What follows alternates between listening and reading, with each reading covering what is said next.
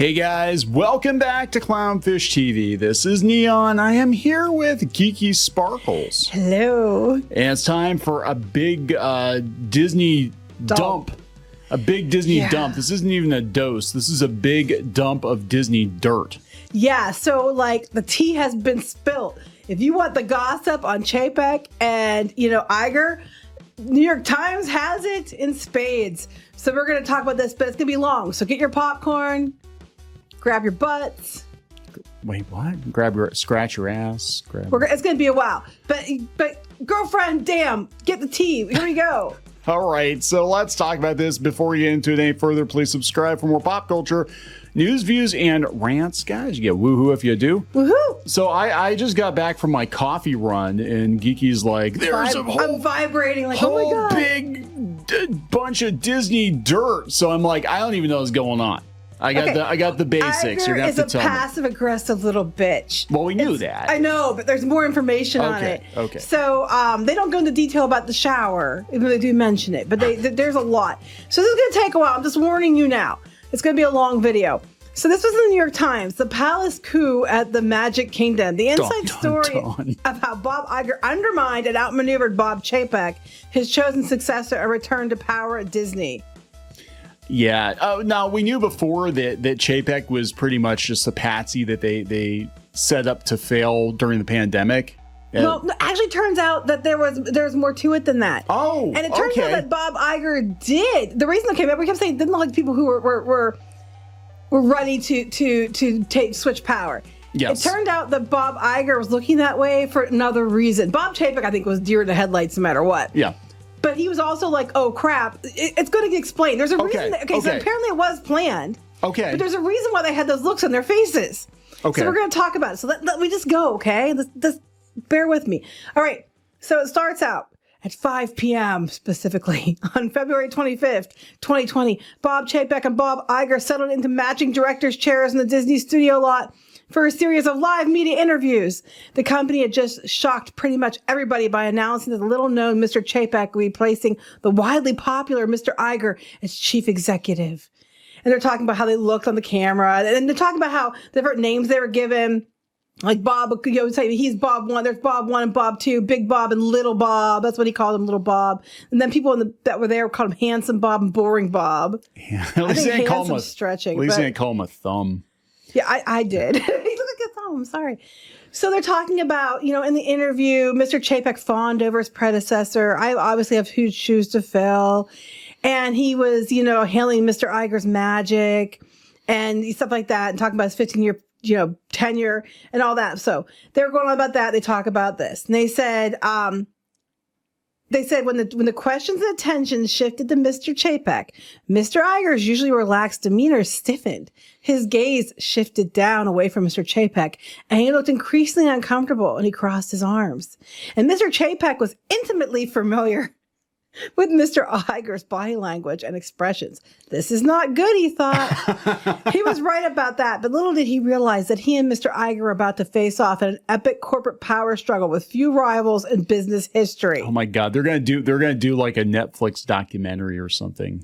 So basically, they should. That'd be great. Why they look the way they did was Mr. Chapek was scared because Bob 2 was scared. Bob 1 was pissed off because the attention wasn't on him.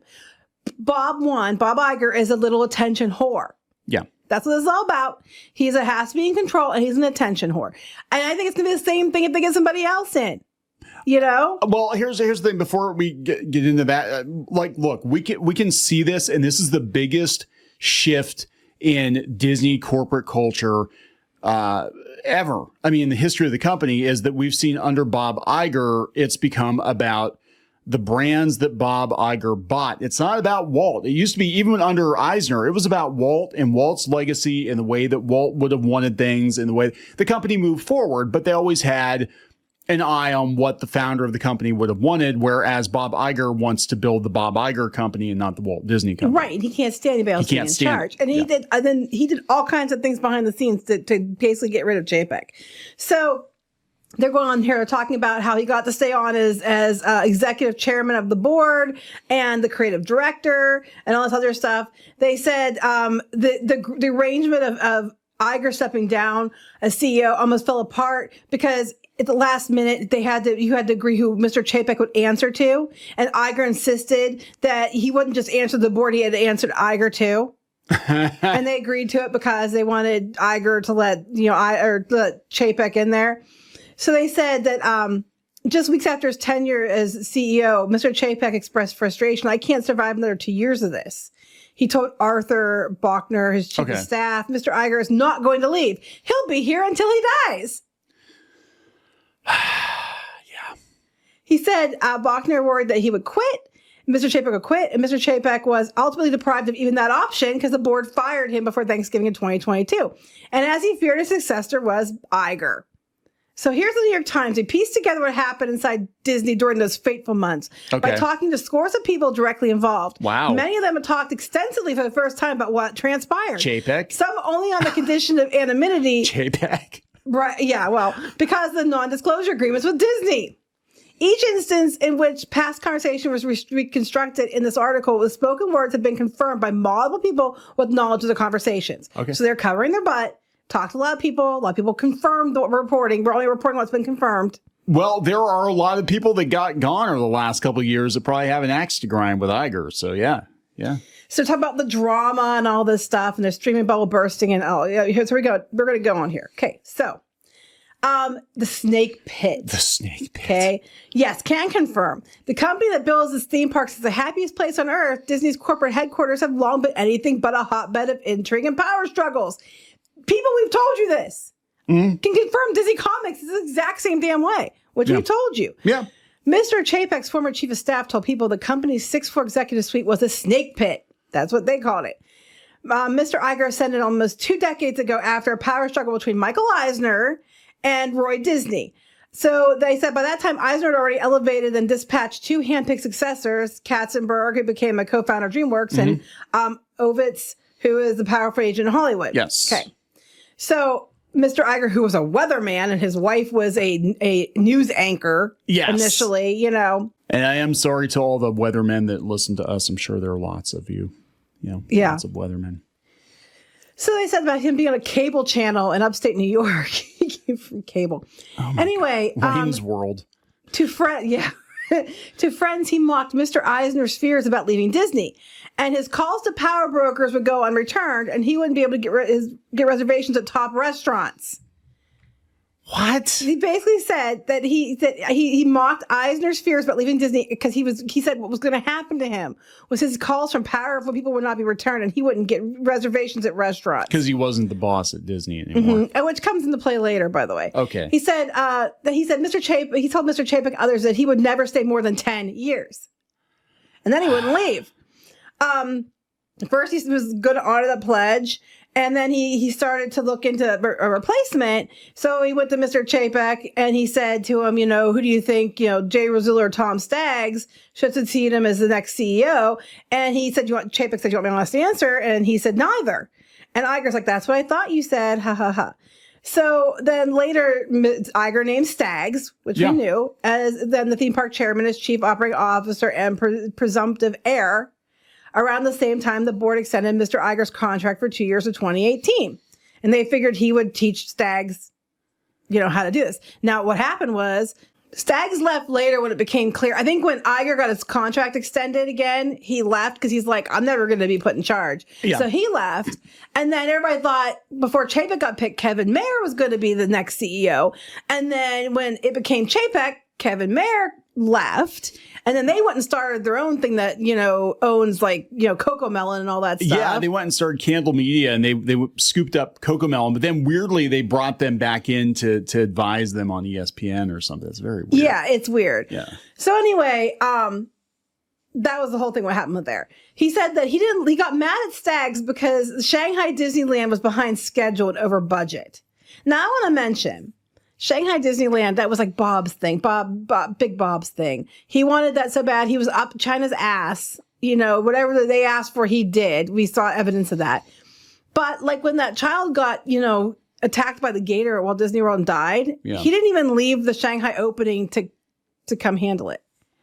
Yeah, I mean, I'm torn on that one because it was a tragedy, but I'm also like, he's the CEO, and he wasn't directly. But he could have left the people who had been Stags or whatever, who was in charge of theme parks. And all no, that. That's Iger land. He can't. Yeah, he can't because he has to be the face of everything, right? So then after that, Mr. Chapek was back in the running.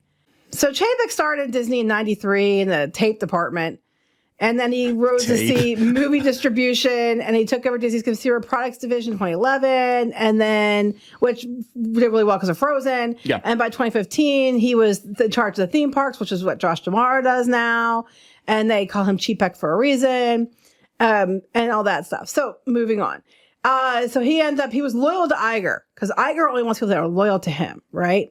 Mm. He routinely called Iger boss instead of Bob, which Iger found endearing because, you play to his ego. He has plenty of. I'm going to jump in here too. I've had bosses like this that as long as you acknowledge that they are in charge, even if you can get what you want, but you have to basically play them. You have to be like, okay, you're the boss, but don't you think it'd be a good, we should do, okay. And as long as because all they care about, like, they're not even looking at the big picture, like what's best for the company. They're like, do you acknowledge me as the boss? Okay, then I'll let you do whatever you want. As long as you let him take credit, know, right? Yes. So I guess Iger wanted Chapek, but he said he lacked charisma and he didn't have emotional intelligence.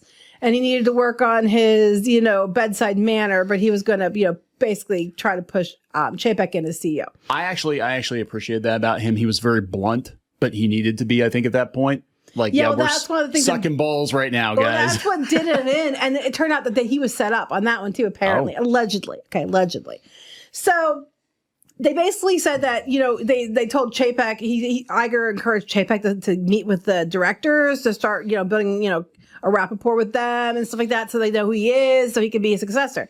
And then later on, they gave Iger, so many sounds, Iger an extension again, and it was this big extension. They gave him stock awards of up to $142 million at the current share price, and the board extended his contract for a sixth time. So now he was going to retire at the end of 2021. So Mr. Chapek's like, hey, I'm not going to meet him. What's the point? He's still going to be here. And he's going to be here until he dies. So is there life after Disney? This is where it comes back into play.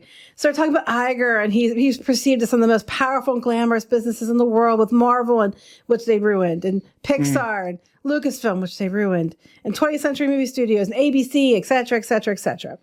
So he was mad, though, for a while because he didn't get as much money as other people. The pay was enormous. But he complained, and we're going to talk about later how he complained about how he didn't get paid enough later on. So we're talking about Mr. Iger and all the stuff he does and blah, blah, blah. He only gets $700 million a year. Oh, my God. How does he get by? I know, right? Have you seen Walt's house? We're going to talk about that here in a minute. We're going to talk about that in a minute. But before that, he said, once in the job, Mr. Iger wondered, as Mr. Eisner did before him, if stripped of his power and multi-million-dollar compensation at Disney, would his allure diminish? For several years, a license plate holder on Mr. Iger's Solar Porch posed the question, is there life after Disney? And basically, he was worried about the same thing. He was worried that he wasn't going to get invited to the restaurants or to talk to the people that were important. So, but here's the thing. God, you didn't build the company. You are a custodian. He spent a lot of money. You spend a lot of money, but you are a custodian of Walt Disney's legacy. That's what you're supposed to be. And this really paints a picture of what is wrong with Disney right now. They don't want it to be the Walt Disney Company. He wants it to be the Bob Iger Company. Yeah, exactly. That's it. Exactly. So he said that he complained often to Bob Chapek about his compensation. Oh my God! He said he reported that Leslie Moonves, the executive CEO of CBS, was paid more than him, even though CBS was much smaller. In 2017, Moonves was paid $69.3 million, and he was only $36.3 million. Okay, well, his net worth is $700 million. Yeah, but I'm just saying, how does he get by? Poor baby. How does he get by? I know, right? How dare he? So they go on about that, and I guess his one friend, Mark Parker, who was the chief executive of Nike, and I believe is still on the board of Disney now. Okay. He got to when he was at Nike or whatever, he got to become the executive chairman, and so he thought, well, well, maybe I can do the same thing. I can still be here. Let Chapek take over as CEO, but I'll be the executive chairman of the board, and I can still stay here for another couple years.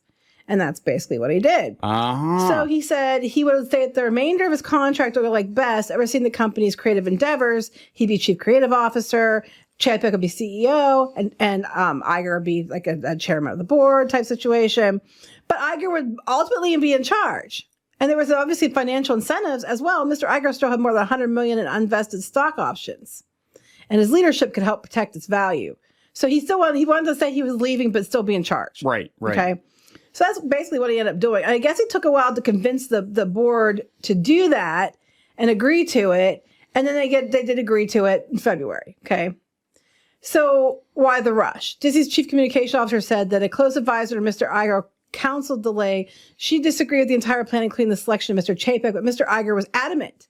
By mid-February, COVID was spreading and all the other stuff, and they needed to get it switched over. Right. And even though people that were spokespeople from Disney said the pandemic had nothing to do with it, even though it was very odd, there was such a quick shift. Like as soon as they closed the foreign parks, I remember people fighting with us because we were working on the other. No, never mind. We were still working on this blog, but they were like, Disney's going to be fine, guys. They're not going to close down. Everything's fine. It's unprecedented. Oh, yes, we got so much crap when we said they're going to close. Well, it turns out, though, this was Iger's decision to close it down in California. It was his decision. We're going to talk about that in a bit. He said because it wasn't probably smart and it wouldn't look good to have it be open. Lawsuits. I mean, right. So we're going to get to that eventually, but it turns out Iger did choose that, and Iger is the one that made sure people got paid. So that I'll give Iger that one, okay? So then it goes on about he told his wife, and she's like, "Are you sure we've heard that before?" and all this other stuff, and it goes on about that. And they're talking about Susan Arnold, and she reassured him that was happening. And it was an unusual arrangement, but they basically said, just give him a wide berth, let him think, basically don't step on his toes, let him think he's in charge. And it kind of reminds me of like you have an old guy who started a business or whatever, and they like maybe the son or the grandson's running it, but the old guy gets to just putsy around. Let him think he's still in charge. Okay, Pappy. Yeah, basically. You get to sit in the board meetings and whatever. And well, they weren't going to let Chapek be on the board. Like the other CEOs, other companies were allowed to be on the board, but Chapek wasn't going to be allowed to be on the board because Iger was there. It's like Anakin Skywalker. He doesn't get the rank of master. You don't get the rank of master. So basically, they did let him on the board eventually because he called and complained. But they said, they all agreed they'd help Chapek, but they all said that he didn't know much about television business or sports and Hollywood and Wall Street. So it's a bad idea. But apparently Iger insisted, oh no, he can do it. I'll be around because he thought he could control Chapek was the whole thing. So then on the eve of his announcement, the session nearly fell apart because this is where they decided that Chapek would report to both Iger and the board because Iger almost walked away because he was going to, like all CEOs report to the board. Right. But Iger wanted Chapek to report to the board and him. So they did get it worked out that he have to report to both. And Mr. Chapek was fine. Chapek was fine with it because he's like, oh, I've worked with Bob for years. It's okay. Right. No problem. Because he didn't know that Iger was going to turn into a nut. Right. Iger always supported him. He was like, he's probably going to help me with this. Yeah. I called him boss for years. We were friends. No problem. So, basically that happened and they had the office situation where, if you're not familiar, Iger got to keep his big, giant CEO office. It was his office and Eisner's office because, Iger had to shower a couple times a day. And Chapek got the smaller office and people at Disney were like, what's going on? Who's in charge here? That kind of thing. Yeah. So some of the board members weren't thrilled about the office decisions and dual reporting change. But as it had in so many instances, the board went along with what Mr. Iger wanted. See a pattern here? Yeah. So it goes, it shocked and baffled Hollywood. And Paul McCartney called him to ask if he was sick. Oh, my God. Because he's Iger's friend. Iger's lapdog. Okay, so we're talking about the plane issue here. So after they were talking about they're getting ready for that flight, we talked about that before. They were going to go to the first investor call. Yeah. And this is the one where they were on the airplane and that Iger was mad because Chapek and McCarthy were in the back of the plane talking about the board meeting and he thought he should be inserted into it and he was angry and he wasn't. Well, there was more to it. So apparently when they were on the plane, Mr. Iger and Mr. Chapek were in the front compartment of the Disney Gulfstream jet for the 4.5-hour flight to Raleigh. So when they were on the plane, several passengers, including Mr. Chapek, recalled that Mr. Iger pulled out his iPad and started flipping through recent photographs, telling the stories behind them. There are photos of himself with Paul McCartney and a recent dinner guest in New York. Mr. Chapek said he tried to steer discussion back to the annual meeting, but Iger interrupted. Did you see my new yacht design? Oh my God. Flustered by, go ahead. I can completely believe this because again, everything that we have seen from Disney in the last 10 years, I think that's about when they started coming off the rails. It's probably about, 8-10 years ago. It's all a pivot to, they talk about their portfolio of IP, but the majority of that is stuff that was done on Iger's watch. Mm-hmm. Let's bulldoze the rivers of America to put in Cars, which was Pixar, which was my acquisition. He's all about himself. He's all about himself. Trying to say, he's going to sit there and be like, "Did you see my New York? Yes. Me. And then so at this point, Chapek got up, went to the back of the plane. That's where apparently when he took, and this is where he supposedly took Christine McCarthy, who was the CFO at the time. Cruella. Yeah, Cruella. And they went to the back to discuss the meeting. Okay, they don't mention her in this one, but they said that then Iger got mad that Chapek went to the back and, started, working on the thing because he's like, I can't get anything done. So, Bob Iger was like, does Bob want to get briefed or not? And, Ms. McCarthy, Ms. Mucha, Mr. Braverman said he got up and went to find Chapek. Well, McCarthy was supposed to be with Chapek, but anyway, do you want to sit with us so we can brief you? Iger asked him. Isn't it all here? He replied, holding up the binder. Mr. Iger said the book couldn't convey the nuances. But Mr. Chapek said he'd review the book and let him know if he had any questions, back to his reading. And then he told everybody else, he doesn't want to be prepped. He says the book is enough. And he was incredulous. And when he returned to the front compartment, Iger suddenly felt as if he were at the wedding altar with a bride walking down the aisle, and he realized he made a terrible mistake, but it was too late. Now they're talking about the COVID stuff. Now they're talking about that on the way back to California after the meeting. Oh my God. Newsom called Iger, because I thought it was weird, because I remember even saying when we were doing videos then, why is Iger still being the spokesperson for Disney when he's not the CEO anymore? Yeah, it was weird. Newsom called Iger and said he was going to restrict public gatherings in California because of COVID, but he thought Disneyland could stay open. Oh. Because he didn't want people to panic that they might have Disneyland closed. Yeah, it's unprecedented. But Iger told Newsom, this is Iger who did this, that keeping the theme park open was a bad idea given the health risks for guests and employees. So later, Newsom praised Iger's advice and cooperation. Mr. Chapek didn't disagree with the decision, but was furious that Mr. Iger excluded him. And he said the decision had nothing to do with Iger's creative mandate. So it should have gone through Chapek, and he agreed they should shut the park down because it was unsafe for a lot of people. But you just walked right over me. He just stepped right over him. Yeah, and then, like he was still the boss. And Yeah.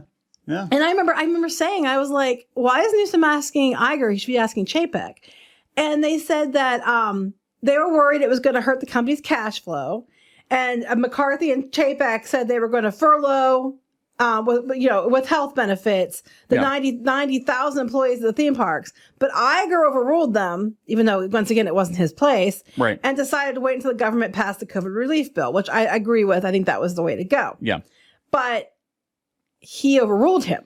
He didn't have the right to do that. And he said, Mr. Iger was acting as though nothing had changed. Mr. Iger was still chief executive in all but name. Yes. And that's when Chapek's wife said he was Iger's lapdog. Pretty much. Like he gets he gets to it's kind of like they joke about grandparents. It's like, you get to kind of be the backseat parents. You get all the perks of being a parent, but you can send them back at the end of the day. And it's kind of like that. Like, you can play CEO when you want to be CEO, but when there's something you don't want to deal with, you just kick it over to basically, Chapek. or you undermine the parents, give them sugar anyway, that kind of stuff. Basically, that's what he does. He undermines. So I guess they still talked by phone and stuff because they couldn't go in the office, and sometimes went to his house wearing masks and all that stuff to talk about stuff. So they had a series of employee town hall meetings where Iger was supposed to reinforce that Chapek was in charge.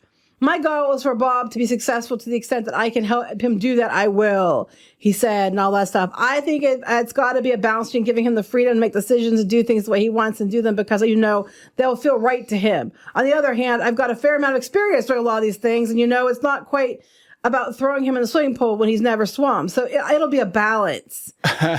And nearly everything Mr. Chapek did or didn't do reinforced Mr. Iger's sense that naming Mr. Chapek as successor was a mistake. Yep. So at that point, Iger switched to, I'm going to undermine this guy the whole way. So they're talking about, so to undermine Chapek, right? Iger reportedly went to Ben Smith of the New York Times, which this is the New York Times. So this was a different guy. Yeah, okay. But the New York Times would know if Ben Smith talked to Iger, even if Ben Smith wasn't there anymore.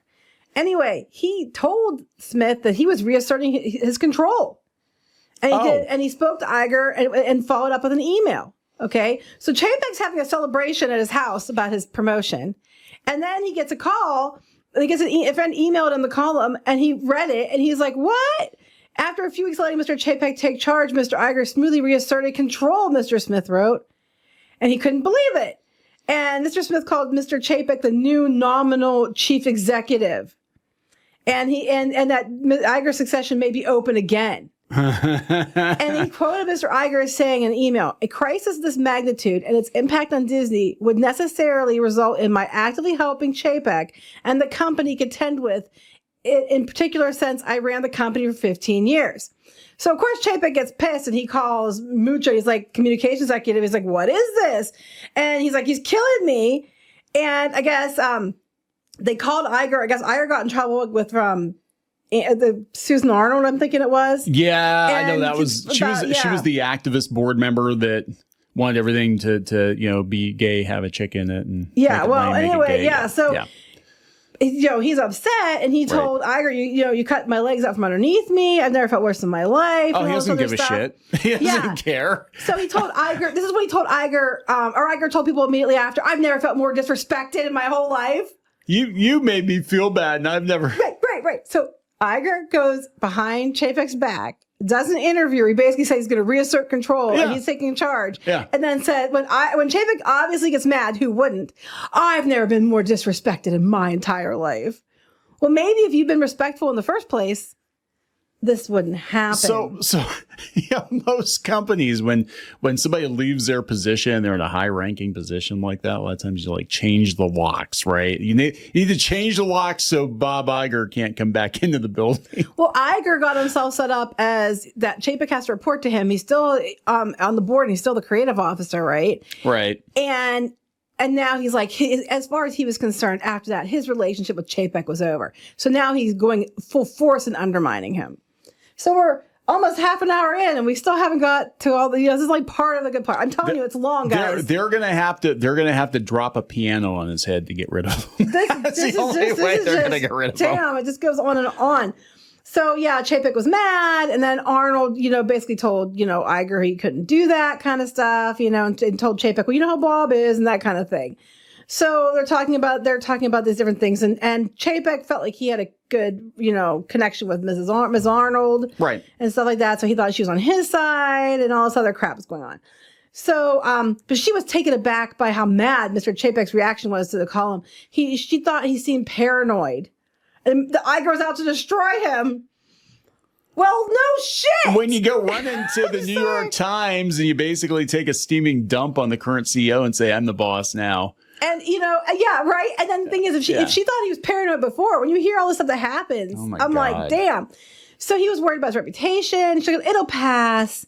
He'll be gone in 20 months. No, he won't. And, and all this other stuff. So he begged to be, this is when they asked me to put on the board, and they put him on the board because he begged to be put on the board too after that. So he was on the board for the first couple months, and then they put him on the board because of this whole situation. Okay. Right. And then Mrs. Arnold called Iger, and I remember we talked about this in the last one, and basically told him that it had to stop, and they had to, they had to get along, and he had to help them. Boys. Yeah. And then he was taken aback by the tone and substance of her call. She seemed to be siding with Chapek, even though he had been CEO for less than 2 months, and Iger was ultimately in charge. Okay, so that's why she got gone. Basically, anybody that crosses him gets gone. So they had a meeting in June then to have the two sides air out their complaints against each other. And Iger said that Mr. Chapek's leadership, that he hadn't sought his advice and counsel. because you're supposed to basically let him run everything and be his puppet. Yeah. And he had no standing in the creative community. He had many efforts to prove it. He skipped creative meetings that Iger invited him to. Mr. Chapek said he was sorry our differences had become a board issue. He got mad because Parker cornered him about, which was Chapek's friend, about the lack of contacts in Hollywood. And he said, that's Mr. Iger's jurisdiction. He's the creative officer. And he hadn't skipped meetings, but Iger had scheduled them without telling him. And you know what? This happened to me before. When I was part of the parent-teacher organization, I was one of the officers. And everybody thought I was some flaky ass who didn't care about what was going on, because they'd have meetings and I didn't show up. I didn't show up because I wasn't told about the meetings, because the person in charge was mad because they tried to be a bitch to me and I gave it back to them. And I was like, if something, it's a whole story, but I didn't deserve it. I let them have it. And they weren't, how dare someone correct them? They had the Iger mentality. Yeah. How dare someone correct them on their shit? So they were going to show me. So they deliberately scheduled meetings and didn't inform me of the meetings. So everybody, all the officers were like, why is, she not showing up? And I had to go to the person in charge and threaten to quit. And I was going to quit because I was so sick to death of it. Till something got taken care of, and then they were told that I wouldn't come to the meetings because I was never told about the meetings. It is a passive aggressive, asshole bitch playbook maneuver by insecure little piss ants who don't know what they're doing. And that's what he did. He basically would do this to try to make Chapek look bad. He'd schedule meetings allegedly and then not tell Chapek. So Chapek wouldn't show up and he's like, oh my God, he's skipping the meetings, guys. And I personally have a beef with this because someone tried this shit on me and I didn't get very far. Anyway, so continuing. So they go on about that, and there's this whole thing they got. So basically the adults called them into the room and told them each to tell their story and then punished them each or whatever they did. And then they started questioning Chapek and all this other stuff. And they asked McCarthy if she thought he would work out, and she didn't answer right away. And Ms. Katz said, I don't like the fact you're hesitating. And McCarthy said, I'm giving you a qualified answer. If he would start to listen, we're all trying to help him, but he doesn't listen. It goes on and on and on. And then apparently it turned out that Bob Iger was under the impression that if it didn't work out with Chapek, he could fire Chapek and come back as the CEO. An annulment. Right? Basically, once again, annulment. We didn't actually get married. It was just the tip. We didn't get married. Chapek's spokeswoman said that, yes, he was shocked and surprised when he was told by Iger that he believed he could have his job back when he wanted it. Oh, my God. And then apparently, this is what they said, how Bob is and stuff, but apparently the Disney spokesperson said that there was never any such understanding between Iger and the board. The claim that he would return at will was not something Mr. Iger would have said. No, it's, look, every indicator, again, this is looking out from the outside, but every indicator is that Bob Iger thinks he is Disney. He thinks he's Disney. This is a weatherman who got lucky, and he was Machiavellian, and he played chess for years, and he manipulated to get himself in charge of Disney to be like, oh, look, I made good. But I'm like, this is a company that you did not build. And there's this whole conversation going on in tech right now with the founder mentality, which is basically, the people that are CEOs of companies that they did not start, do not think or care about the company or the direction of the company as much as the founders of the company did. And it's very clear that Bob Iger could not be more different than Walt Disney. Like he has zero, he is basically everything that Walt Disney loathed is what Bob Iger is. And beyond that, Chapek was very different from Iger. And I'm surprised Iger even picked Chapek, but I think he picked Chapek because he thought Chapek always called him boss and he could just stay in charge. He'd be his puppet, I think is the whole thing. And then Chapek actually wanted to do his job and he wasn't allowed to. Chapek didn't have, I guess what I would call he didn't have CEO energy. He had middle management energy. I think Chapek was good Chapek wasn't good where he was at. He was definitely a bean counter. I know a lot of people blame the decline in the quality of the theme parks on Bob Chapek because he started cutting corners to save money. But I'm like, yeah, I'll take Disney from 5 to 8 years ago over Disney today. Mm-hmm. Yeah, because at least they finish stuff sometimes. Yeah. So they're talking about how, Wall Street was obsessed with subscribers because during the pandemic, everything was shut down. So because, Disney World got to be opened up again later, but basically what saved them was Disney Plus. Now, to be fair, Iger was the one who started Disney Plus. Actually, Stags was a big part Kevin Mayer. Mayer was a big part. I can't remember his name. There's so many names. Kevin Mayer was a big part of that, and then he left. So that's why everybody thought Mayer was going to be one that put in charge, because he was the one who put together Disney Plus for the most part. So they're talking about that and how Wall Street was changing. Now, when he first came in, they used to hit this huge, massive cap on the stock because of, the pandemic, and because the streaming services were doing better and things like that led to this big stock upswing, which then started to go down, as we all know. And that's kind of what led to his Chapek's decline. But they're saying that during the pandemic, Disney started doing this thing where they would put the movies on Disney Plus for an upcharge or whatever, because they couldn't release in the theaters. Theaters were shut down. So they said during this time, Chapek tried to get, people at Pixar, Marvel, and Disney Animation to put their movies on Disney Plus, because they wanted to hold them back till the theaters came back out and have the big premieres and all that. Right. And we didn't know when that was going to happen. No. And they needed cash flow now for the interest payments on the enormous debt they racked up under Mr. Iger to buy most of 21st Century Fox. Yes. So, go ahead. Yeah, they're even calling it out. $71 billion. And I mean, people were pointing out that the Fox assets, like this year in particular, are doing better at the box office than Disney's stuff is, because we had Planet of the Apes and Alien and Romulus and stuff. But that's a drop in the bucket compared to the $71 billion. Right. Now, you can get some of that back by selling elements of the company and different things. But yeah, so they had to do something because they couldn't pay the debt. And they actually took on more debt during the pandemic because they had to stay afloat. Yeah. We were always getting Christine McCarthy saying she was doing this and that and take on new loans. And there's varying with, different repayment dates, which you never hear about anymore. We don't hear anything about that. It's so weird. Like they're very vague. I noticed in their reporting when they do their quarterly reports.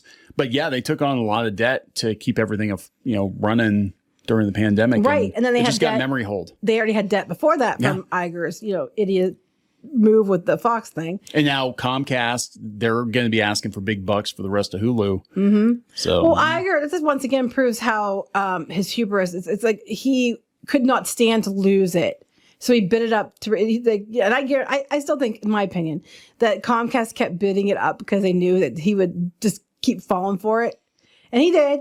So anyway, they're talking about that after this is when he decided to restructure the company. Disney Media Entertainment Division, that DMED, that they would do. DMED. And that would basically take power away from like Peter Docter, Pixar, Kevin Feige, Jennifer Lee, and everything else. And it would go to, his people to decide, what would go to theaters, what would be on Disney Plus, et cetera, et cetera. Chapek wanted to do this, and I guess a lot of people did it. The board said they thought it was a good idea. So the board was backing him on it. But Alan Bergman from Walt Disney Studios didn't like the idea, and he called Iger to ask what he should do. And Iger said he should tell Chapek that he really thought that it was a terrible idea, and he didn't do that. And then that's when he brought Kareem Daniel in. Chapek brought Kareem Daniel in to help him with this, to do all this restructuring. Turned out everybody was pissed about the restructuring. They all were complaining to Iger about it. Iger thought it was a bad idea, but he let Chapek tell him all about it and see and he'd never say it was a bad idea. He'd just sit there, yeah, sure, Bob, yeah. He knew it was a bad idea, but he never would tell him that because he was trying to tank him. Yeah. So, he thought he had Iger's blessing, and he was going to go over, get everything going. And then Bergman called him and said, we're not doing the reorganization, because Iger said, we're not doing it. He hates it.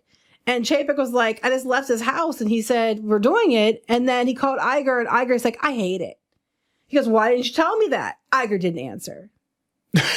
He's like a little bitch. Yeah, this is like some serious, I don't know, passive aggressive bullshit. It is passive aggressive bullshit. I mean, this is supposed to be the guy who's in charge of one of the most powerful entertainment companies on the planet. And these antics, like a baby, temper tantrum much. Yeah, these antics are in line with like a teenage girl. No offense, teenage girls, but it's just like very like this is not how a CEO. I'm fine. Yeah, I'm fine. It's okay. Honest, it's fine. Yeah, but like a decisive CEO, it's like your yes means yes, your no means no. And that's it. Right. Right. And your personal feelings and a lot, they go to the wayside because you have to do what's best for the company.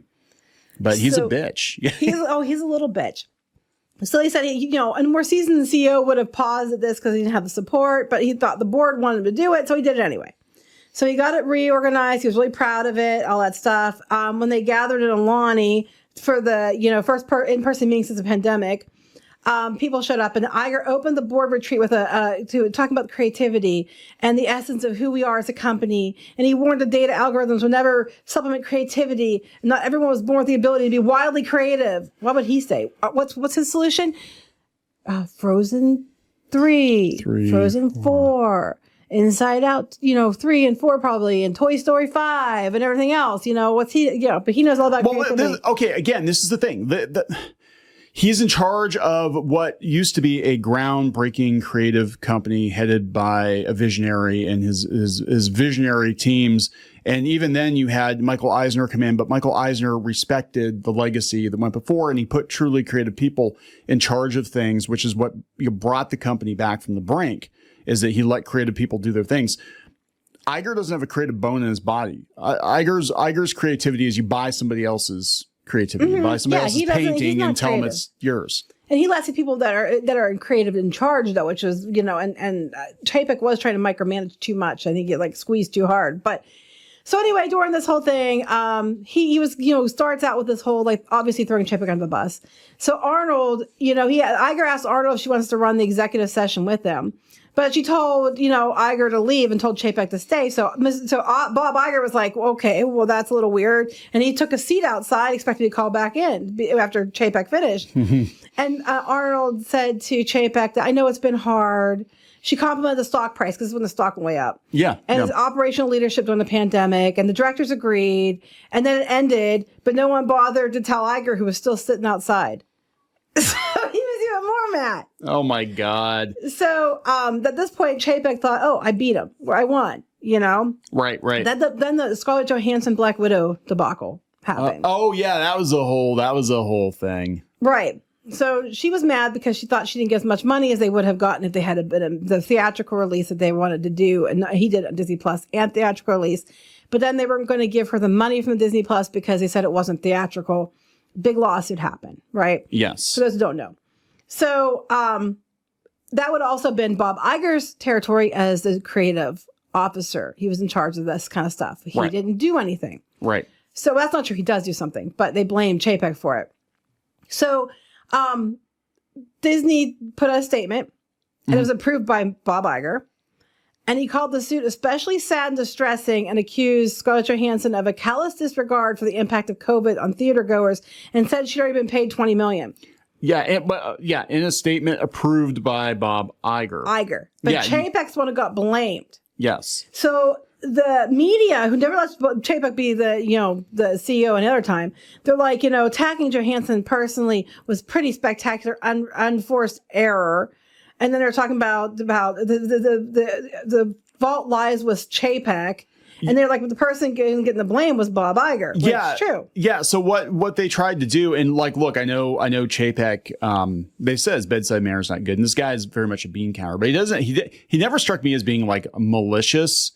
He just struck me as being this guy he'd be better off being the middle manager at an auto parts company or something. That's just kind of how the vibe I get from him, or a golf course or something. But I think he was just well, if it was any other business, this is what we would do. But it's you have to realize when you're dealing with Hollywood, you can't just go out there and be what a bitch. She wants more money. How dare she? Well, speaking of bitch, it gets better. So Iger decided he didn't want a farewell party at Disney because he knew that Chapek would be, hosting it. So they decided they're going to have their own farewell party at their home in Brentwood. And they chose a date where they knew Chapek would be in Florida. But he canceled the trip. And he came to the party too. So when the party happened, that his Willow Bay's wife went out and was greeting guests. Well, he arrived. Chapek arrived the same time as this Thomas Shoemaker, who's the president of Disney's Broadway. Yeah. So when he got there, she comes out and just like throws herself at him, like, Tom, it's been too long. I can't believe you came all this way, and hugged him and stuff. And Chapek just stood there awkwardly, and she finally turned to him and said, "Hi, Bob. I see you all the time," and walked away. Oh my God. Oh my God. She was a newscaster. Like, yeah, she was a news anchor. It's like, oh my God, you guys, look, you lucked the fuck out. You lucked out. Basically, you got lucky. There's a short story by Mark Twain. It's called Luck.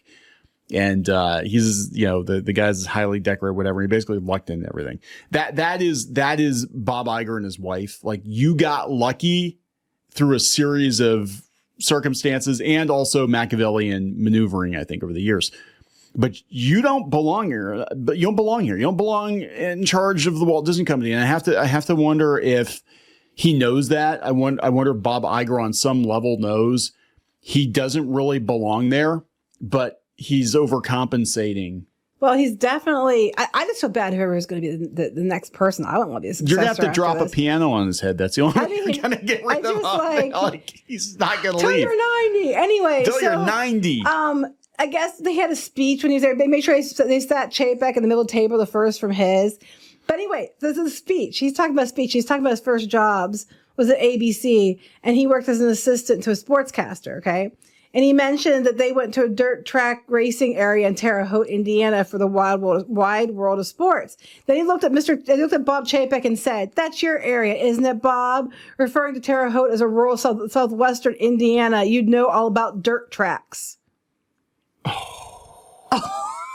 what he said. Do you know where Walt Disney came from? He came from the Midwest, and his family was poor. I'm just, you know what I'm saying? Mm-hmm. Like, this kind of elitist bullshit, Walt would not have tolerated any of this bullshit at all. He's like the mean girl. He's being a mean girl. He's a mean girl little bitch. And then he said he went on through his career thanking everybody, and then he got to reach the present where it would be Chapek's turn, and he just said, "Well, that's enough. Thanks for coming." What a little bitch. Arrogant. He is the mean girl. He wears pink on Wednesday. Oh my gosh, it goes on and on. They're talking about they thought he was his last meeting. He thought he'd thought of what he'd say, and he could have reflected on his accomplishments and made a graceful exit, but he didn't. And during his executive session without Chapek, he began to apologize for not having more interaction with board members since the meeting in Hawaii. Then he said, "There are things I feel I must leave you with that you must know because there are things that you need to watch." He unleashed a broadside. He asserted that under Chapek, the collegial culture he'd built over 15 years was crumbling. Disney was a company that depended first and foremost on creativity and on him. Yeah, on him. As DMED damaged Disney's creative engines, and it became distracted by a deep rift. Chapek and his allies on one side and Disney's creative executives in Hollywood on the other. No, DMED did not destroy your creative engine, Bob. DEI destroyed your creative engine. Right. I know. You got the letters wrong. Which I'm going to bring that up in a minute, too. I know, we're like 50 minutes in, guys. I'm sorry. It's long. I told you. This is like I always complain about people who do these like 6-hour live streams. I'm like, we're working on it. There's so much here. I can't even. He basically said everything but say they should fire Chapek, and they did this farewell lunch and all the other stuff. And Chapek knew it was going to get worse. We're like, oh, he's gone. Nope. He knew he wasn't gone. So he saw Iger as an assassin. So here we go. Speaking of DEI. This is where it gets really interesting. During Iger's tenure, the studio had greenlit a bevy of projects with progressive social and political themes. Chapek worried the development slate had veered too far left on social issues, and he was right. Yes. And Disney was being pulled into a partisan political debates more frequently, and worrisome situation for a brand that was supposed to be for everyone. Yes. Chapek was correct. Okay. Some board members agreed. Strange World was coming up. I guess Ms. Katz said that she was opposed to the character because it was an openly gay teenager and told Mr. Chapek that she'd have him fired if Disney released the film. He reported a threat to Ms. Arnold. The film was gay, right? Yeah, but I don't think she actually is coming up. If you listen to it, she forced him to say something, but there's different reasons for it. Okay, so I don't think it was based on that. This might be. I wonder if I think all of Bob Iger's enemies got together and went to the New York Times, including probably Arnold, probably Cruella, probably. I don't know. Well, no, Cruella doesn't. She's the one that kind of got Chapek threw under the bus. But anyway, so they couldn't block it because it was too far along. And he said in his fears of Disney becoming a cultural flashpoint materialized because the parental rights and education bill was introduced in Florida. We all know what happened with the Don't Say Gay thing, right? So, they had the letter and everything else. Okay, and other companies signed it. But Disney didn't sign it. And Chapek realized that saying silent might cause controversy, so he called Arnold up, who had succeeded Iger as chairman, to discuss, about them being too politicized. And he knew that, the bill of Florida was going to put a bunch of pressure on Disney to condemn it. She agreed that Disney should stay above the fray. Oh, that's interesting. Yes. Okay, because a lot of people keep blaming her for I thought she was. I'm one of the ones that thought. So she's like, yeah, go ahead and sign it, but don't make a big deal about it. Basically, right? She didn't tell him to sign it at first. Okay. She said, she didn't tell you to sign it. She said, sign the letter because other companies did. There's safety in numbers. Why would they single us out? Except they do single Disney out. So, the first board meeting when Iger wasn't there anymore, and Jeff Morrell, who was only there for or Jeff Morrell or whatever, for a couple months. He wasn't there very long either. He gave a presentation arguing that Disney should stay out of divisive social and political issues, especially at the state and local levels, unless necessary. Disney should fight the wars, not the battles. Disney's employees accustomed to Mr. Iger making public comments supporting progressive positions would need to be reconditioned. The board agreed. That's really interesting. Right? Yeah. Well, so then Bob Iger comes in and throws fuel on the fire. So they issued a statement saying, I want every member. Okay, Biden issued a statement, he said, and all that. They need to be accepted as who they are and all that. So then Disney didn't say anything. Right. They just signed the letter and they were just going to move on. And then the creative employees who are gay or staunchly supportive of gay colleagues and friends decided that they were going to, raise a stink about it and all that stuff. So Iger came out and said this, because he was gone at this point.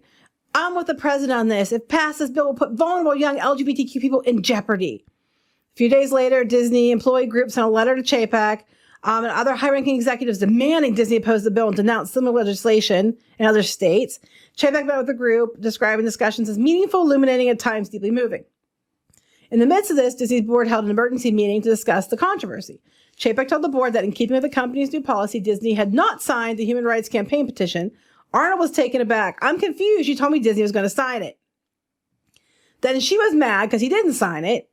And then, my bad, decided not to sign. I got busy and forgot to tell you. And now she's mad at him. Okay. So, look, there's a lot of things going on here. I'm actually kind of with Ms. Arnold in this one. I think if they had just signed it and just quietly signed it, not made a big deal about it. No one would have targeted them. Nobody would have targeted them, but because it became such a big ass deal. And that's what led to the whole thing with DeSantis and they losing and they lost Reedy Creek after decades. Okay. Yeah. Okay. So then pressure from the employees, Disney's board decided to stay the course. Mr. Chapek and his corporate affairs team drafted a statement defending Disney's decision not to comment.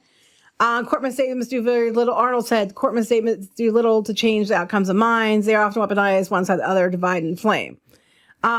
That was circulated. That's what he said. Okay, sorry. Right. So they gave the memo out and people got even more mad. Abigail Disney, of course, because Abigail Disney, if she smells any whiff of anything, she's right there to get attention. This is what is so aggravating about, I agree with Abigail Disney on some level about some things. I do believe the company has strayed far from what Walt and her grandfather wanted for it, right? That being said, she also takes every opportunity she can to throw them under the bus. I know. As being like, well, they're kind of bigots and misogynists. I'm like, come on, you have your money. You can sit there as being a champagne socialist because of them making. I don't see her giving away all her money. Do you? No, give away your money first, sweetheart, and then So then this is when Mrs. Arnold told him to reverse course and condemn the bill because you're losing the creative community. You have to stand with your team. So when she was the first meeting as chair of the board, Chapek extolled the company's recent accomplishments and then delivered the message. I understand our political approach, no matter how well intentioned, didn't quite get the job done. He announced Disney would sign the letter and give $5 million to this organization, a human rights campaign, and all that stuff. And then 2 days later, he went even further. And then he said, you need to be a stronger ally in the fight for equal rights and let you down. I'm sorry. And then he went against Ron DeSantis and he went too far now. And now Mrs. Arnold, the board thought he went too far in the other direction. God, now they made everybody mad. All you had to do, this is the thing about this. Because, DeSantis was looking, I'm going to be honest, DeSantis was looking to get elected president. So he was going to take the opportunity to strut on this one too. All you had to do, Disney, was just keep your head down. That's all you had to do. You're a company that makes consumer products and entertainment, and you're a large employer in the state. And a good majority, I can tell you from firsthand experience, a good majority of people that work in the Disney parks in Florida, including management, are conservative. You could have just, signed the damn thing, kept your head down, and you'd still have Reedy Creek. Right. Well, that's basically what led to it, because he went too far the other way, and then we ended up with the Reedy Creek situation. So, he thought, and Chapek thought it was unfair. He was being blamed because, every step. And Iger, of course, was fueling the fire, because Iger went on there and said, he said, to me, it wasn't about politics. It's about what is right and what is wrong. And that just seemed wrong. Yeah, it's interesting, though, they said that. It said he saw Mr. Iger's assassin fingerprints all over the firestorm, starting with his tweet. So Iger was looking for an opportunity to get rid of Chapek, and he's watching everything he does or doesn't do, and he's calling attention to it, whereas the general public might have actually just glossed over it. Like, everybody might just, whatever. But he's going to go nitpick every little fault so he can get himself back in there. So at this point in time, Chapek insisted his contract be renewed, even though it wasn't due yet. He insisted to be renewed, and they renewed it, but didn't announce that it was renewed. And then they talked about, I guess, more and more board members started turning against Chapek, and they talked about Parker from Nike stepping in, but he said no, he didn't want to do it. And then, and I love this. In most respects, Mr. Iger was pleasantly surprised life after Disney. While he never got to be the ambassador of China or Britain, his calls were returned and restaurant reservations remained easy to come by. Oh my God. That's what you care about? Yes. That's what you fucking care about. Like, this blows my mind. This is a guy who wanted to be president. He wanted to run for president of the United States. Can you imagine everybody talks about Trump being narcissistic. Can you imagine putting this guy in charge of the country when he clearly only cares about his image, himself? But he named the book A Ride of a Lifetime, his first book. The Ride of a Lifetime. Like, he's it's Magical Me from Harry Potter. He screwed over George Lucas and everything else too. Screwed over George Lucas. So he spent time on his yacht, and he drafted his second book, and he acquired stakes in companies like Funko, which their stock plummeted, and GoPuff, and Josh Kushner's Thrive Capital. What is GoPuff? Is that I have like no a idea vape? What GoPuff is. Sounds like a vape. But I know Funko didn't do well. Funko did not do well, so no. he vowed he was not going to talk about Chapek anymore, and he put it behind him and all that stuff. But meanwhile, everybody kept coming to him and complaining about him. He needs to, you need to cut the cord at that point. Be like, I no longer work for the company. Do you want to play golf or something? That's it. It's none of my business. But he can't stand it. He can't stand it. No, he couldn't stand it. So he kept talking shit about Chapek to everyone.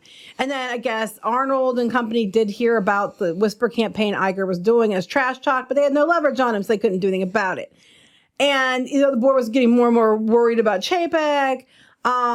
And they announced the contract and stuff, and they gave him a $20 million annual bonus up to $15 million, $20 million plus annual bonus up to $15 million.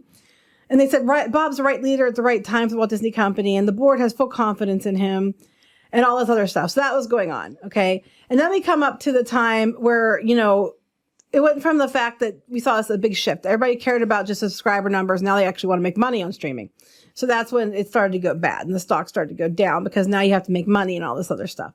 So activist investors were circling the company looking for board seats, including Dan Loeb and Nelson Peltz. Yep. So Peltz actually, was friends with Perlmutter, and how Perlmutter and Iger had a, falling out. Yeah. And Perlmutter doesn't like Iger because, Iger basically ousted him as being in charge of the movies and put Feige in because Feige did such a fantastic fucking job after the phase 3 plans were out. Yeah. And he had to do his own. Well, that's it. When Feige actually had to come up with his own plan, everybody, gives Feige credit for the MCU, but when he had to come up with his own plan, it was a freaking disaster. Up until 2019, the MCU was over Perlmutter's.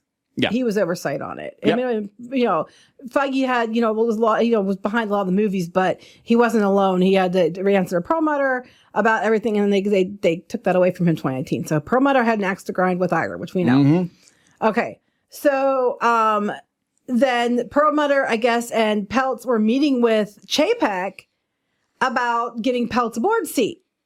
they were meeting about this before, about trying, and then he mentioned he would try to do a proxy battle.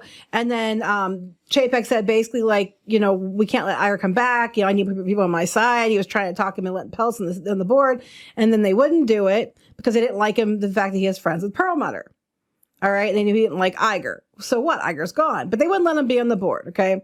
And the reason Iger doesn't like Perlmutter is because Perlmutter don't like Feige. And the board thought Feige was the golden child who fucked up Marvel as soon as he had to take over himself. So that all led to the whole thing. And then we got to the big kill shot, which was the last earnings call.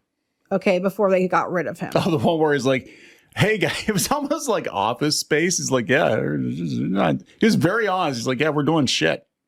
Things aren't good. So, yeah. Any questions? Yeah. So McCarthy met around Labor Day with them, discussed the numbers. Okay. And the numbers are worse than they thought. And he told McCarthy that Daniel said that they were killing it with streaming. And then McCarthy went and did a presentation to board members, I guess 9 days before the call, and disclosed the earnings share would be 27 cents below estimates, far more than what they discussed. And she had this big meeting behind their back and everything else because the programming costs and marketing and networks were really high. But to be fair, they also knew that was going to happen because they kept saying it wouldn't be profitable until 2024. Now they're saying all is streaming, not just Disney Plus. So Chapek was blindsided by it too because apparently the board members got told 9 days before and he wasn't given. He says he wasn't given the information. He said Mr. Chapek hadn't read the board package. He had assumed material reflected what he and Mrs. McCarthy discussed when they met. So basically, she told him one thing, he didn't read it, then she went to the board with the information. It's basically what they're saying. Yeah, so she's doing an end run around. She's not acknowledging him as CEO either. I mean, this is a huge problem. Like when your troops don't respect you, you're not the boss. You're not the boss. So he basically saying she wasn't telling about stuff. And then she said, I told the truth. I never lie. I'm not starting now. The numbers are the numbers. And then we saw what happened with the investor call and all that crap. And after that, then everybody started getting mad. They're saying that he was taking a picture with the hippos and park guests instead of taking meetings. Chapek said that he was never told about the meetings. So he didn't come. Now, there's an awful lot of people who didn't tell him about meetings. So you could look at it as he says that a lot. But is it true or isn't it true? You know what I mean? I thought petting a hippo was a euphemism for something else. No. And then there's the fat guest to hug. No. Well, you're talking about McCarthy being honest. Yeah, she is honest. She's like, hey, our guests are too damn fat. So if That's true. Give them less food, for the price. They'll it was lose weight. Photo op for that. Yeah. So basically everything we know, which was then she said that if they didn't make some changes and stuff, that they were going to have bad PR and the quarterly results are going to get a bunch of bad news articles. He called her an Eeyore for saying it. So I'm like, it's so weird. I keep forgetting we're talking about the Walt Disney Company here because this is such like Machiavellian, like scheming, and it's like, you're such a poopy Eeyore. You're such a downer. Yeah, right. And that's the thing. Like this company, like if you're around these people, they're very corporate, but they always gussy it up in like Disney terminology. They put a pretty hat on Eeyore. Pretty much, yeah. So they talk about how the bad earnings results, which we know about, and that stock dropped, but it was already dropped before that. It was dropping before then. Oh so my then, God. This is when the people Iger went on walks with Alan Bergman and Dana Walden, whoever saw TV and movies, and they told him how frustrated they were. And Walden asked him if he'd come back, and he'd said, well, he considered, but they never asked me. And they ended up getting him to call Arnold. And so they stage a coup and bring him back. And they said he was offered, because they thought they were also worried he was going to bring Perlmutter and Peltz, because I guess he took a meeting in a place where he was meeting with them again, and he was told not to meet with them, and he did it anyway. So that was on Chapek. Chapek was told don't meet with them. He did it anyway. So all this led to them ousting him. So that's when they called Iger and basically offered him to him, and he said he had some stipulations, 3. He wanted to be announced immediately, no later than Monday, because it was too big a secret for him to keep. And it had to be for a limited period. So they decided on 2 years. And he wanted to start without pay because he didn't want anybody to think he was doing it for the money. Well, he was already worth $700 million at that point. So it's like, what the hell? So at this point in time, then they got the board, basically, they didn't tell Chapek. They got the board to agree that he was dysfunctional, he missed meetings, the earnings call in November. And in a moment of crisis, rather than charting a way forward, he was in denial and he seemed depressed. And they voted unanimously to terminate him. And they talk about the Elton John concert. The Elton John that he concert. Now they're all, okay, side tangent. Everybody's pissed off by everybody. I mean, a couple of terminally online activists on Twitter are pissed off at Elton John because Elton John, all he said was, I thought it was funny when Donald Trump called the leader of North Korea Rocket Man. So now, and he said that he was friendly with Trump before. He never said, go vote for Donald Trump. No, well, a lot of the Democrats were friendly with Trump before because, he used to be a Democrat until he just got tired of their shit, apparently. Yeah. Anyway. So 4 hours later, the news broke that Chapek was out and Iger was in, and we got to where we are now, and then that Iger ousted Daniels, and then he fired Perlmutter. And then he got himself an extension and all this stuff. So we go down here, and they said that the shares rose immediately, but then they fell again after he was there. And Chapek left with $20 million in severance payments, but his reputation was in shreds. After he was fired, Chapek hired Brian Friedman, a lawyer in Los Angeles, known for handling high-profile media departures. He told the Times he advised Mr. Chapek that he had a very strong legal claim against Bob Iger for illegally interfering with his ability to do his job. But Mr. Chapek told him that his children and grandchildren were a Disney family, and he couldn't bring himself to file a lawsuit that might hurt the company. Okay, so the only reason he didn't sue the company was because he wanted his kids to be able to go to Disney parks again. He just didn't want to cause more damage to the company. Yeah. So he's just like, and then we know what happened here. It goes on and on about, Iger and more Iger and, and they're talking about in the annals of corporate governments, there are surely few failures that rival Disney board's handling of Mr. Iger's transition. They called it a failed succession, major missteps.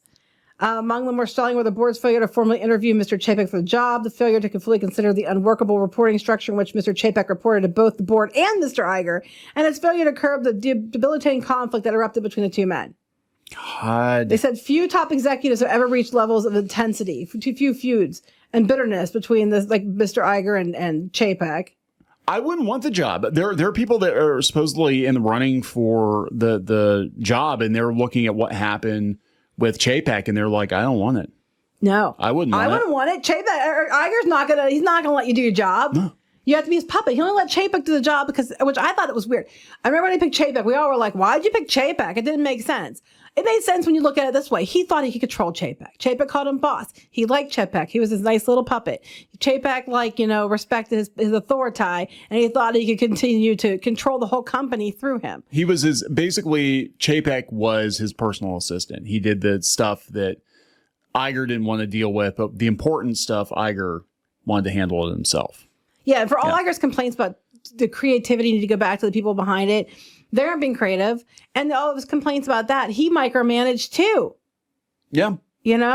So anyway, after an hour and 10 minutes, told you it was going to be long. Hour and 10 minutes. Well, I told you it was long, but it was full of stuff. There was so much. Oh my God. Am I wrong? Wasn't there a lot of good dirt in this? Yeah, I think basically what happened was all the people that had an axe to grind with Bob Iger came out of the woodwork and went running to the New York Times. And so this is really interesting though, because Disney has not rebounded. I mean, they've had a couple of hits that are, but their stock price has not really rebounded. I think they would have been better off having Peltz or Rizzullo, especially Rizzullo, on the board, because at least Jay Rizzullo, loved Disney culture. I don't think Bob Iger loves Disney culture. Bob Iger thinks he is Disney culture. He thinks he is the Walt Disney Company.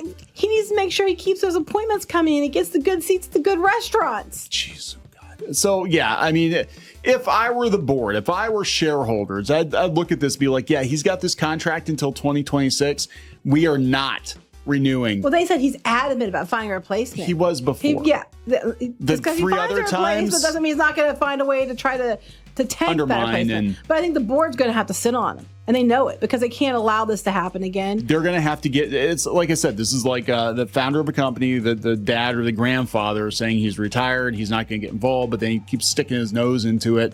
They're going to have to be like, okay, you're done from the company. We're changing the locks. You're not allowed to wander around the building. You're not allowed to eavesdrop on the whatever. When you're done, you're done. Like, you don't see Michael Eisner doing this, right? Like, Eisner walked away and he weighs in here and there, but like, he's not a ghost, just kind of influencing everything. Yeah. Iger was just like being a complete little mean girl bitch the entire time. So we got to wrap this up. Sorry, guys, I didn't tell you. Yeah, we're going to wrap it up. Please subscribe for more pop culture news, views, and rants. I swear, guys, most of our videos are like 10 to 20 minutes. They're not.